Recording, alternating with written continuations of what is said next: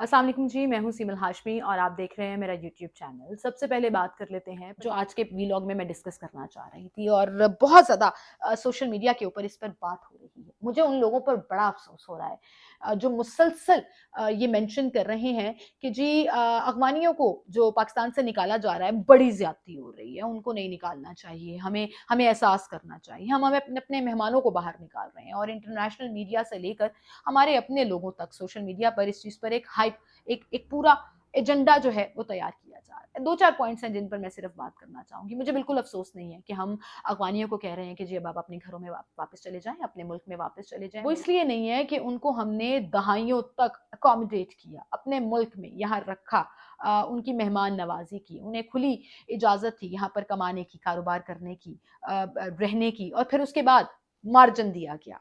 Proper deadline दी गई कि आप अपने आप को रजिस्टर करा लें, आप बाकायदा पाकिस्तानी सिटीजन बन जाएं, नादरा में जाके अपने आप को रजिस्टर कराएं और फिर जो है वो इसके पाकिस्तान के शहरी के तौर पर आप यहाँ रह सकते हैं। और बहुत सी अफगान फैमिलीज हैं जिन्होंने अपने आप को रजिस्टर कराया, जिन्होंने बाकायदा डॉक्यूमेंटेशन अपनी कंप्लीट की और वो यहाँ रह रहे हैं, वो यहाँ पर मौजूद हैं, वो अपना कारोबार भी चला रहे हैं, वो यहाँ पर रह भी रहे हैं। हाँ, उनसे फेयर तरीके से चेकिंग और डॉक्यूमेंट्स जो है वो वेरीफाई जरूर किए जा रहे हैं, लेकिन ऐसे लोग जिन्होंने अपने आप को रजिस्टर नहीं कराया, जो बगैर रजिस्ट्रेशन के, बगैर काउंटिंग के, बगैर डॉक्यूमेंटेशन के पाकिस्तान में मौजूद थे, उन्हें वापस जाना होगा अपने मुल्क में। और अफसोस मुझे इसलिए नहीं है क्योंकि जितनी दहाइयां हमने उन्हें यहाँ पर अकोमोडेट किया, उनकी मेहमान नवाजी की, उतना ही पीरियड है जब पाकिस्तान का पीस तबाह हुआ, जब पाकिस्तान की इकोनॉमी डेट होती चली गई। आप देखिए, पाकिस्तान खुद एक थर्ड वर्ल्ड कंट्री है, एक पुअर कंट्री है, जहां हम कर्जे लेकर गुजारा करते हैं, जहां पर पाकिस्तानियों के लिए रोजगार के मौके मौजूद नहीं है। जो रिसोर्सेज हमारे पास हैं वो चाहे गैस की सूरत में हो, बिजली की सूरत में हो, रोजगार की सूरत में हो, और इस तरह की सेहत फैसिलिटीज ले लीजिए, तालीमी इदारे ले लीजिए, वो तमाम फैसिलिटीज जो पाकिस्तानियों के लिए यहाँ पर मौजूद हैं, जिसमें बराबर तौर पर अगवानी जो हैं वो फायदा उठाते रहे हैं। लेकिन अब वो रिसोर्सेज हमारे अपने लिए भी कम पड़ते चले जा रहे हैं। सबसे ज्यादा अमन की कंडीशन आप देखिए कि यहाँ पर हमने अपना पीस डिस्ट्रॉय कर दिया उनको अकोमोडेट करने के चक्कर में।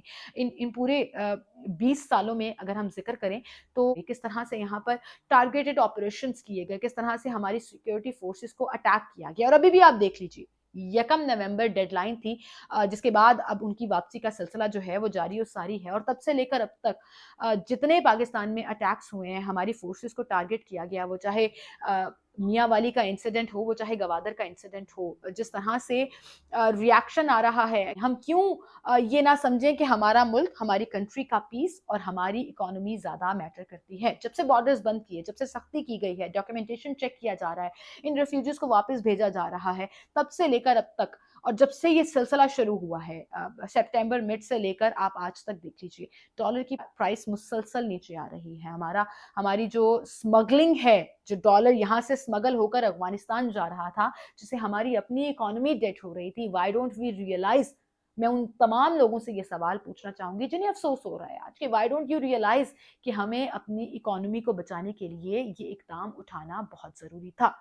हमें अपने मुल्क में अमन के लिए ये इकदाम उठाना बहुत ज़रूरी था। अब वो चाहे पूरी पूरी फैमिलीज़ हों, वो चाहे ख़वातीन हों, वो बच्चे हों, वो बुज़ुर्ग हों, आपने अगर अपने आप को रजिस्टर नहीं कराया तो भाई फिर आप अपनी कंट्री में वापस चले जाएँ। ना आप यहाँ पर टैक्स देते हैं, ना आप यहाँ पर जो है वो प्रॉपर्ली अपने आप को रजिस्टर कराते हैं so that we can have counting के कितने लोग, एग्जैक्ट नंबर हमारे पास आ जाए कि यहाँ पर मौजूद हैं। लेकिन हाँ, पाकिस्तान को बुरा भला कहना हो, पाकिस्तान की शिकायत करनी हो, पाक अफवाज को गालियां देनी हो, पाकिस्तानियों को गालियां देनी हो, तो आप लोग पेश पेश रहते हैं। और अगर आप मेरी ये बात नहीं मानते तो आप देख लीजिए, आज भी तमाम उन कैंप्स में जहां पर ये अफगानी मौजूद हैं, किस तरीके से पाकिस्तान बारे बात की जाती है, हमारी आर्म फोर्सेस के बारे में बात की जाती है। तो फिर हम सही कहते हैं कि इनको यहाँ रख कर जो ये इनका एटीट्यूड प्रॉब्लम है वो तो हम सॉर्ट आउट कर नहीं सके।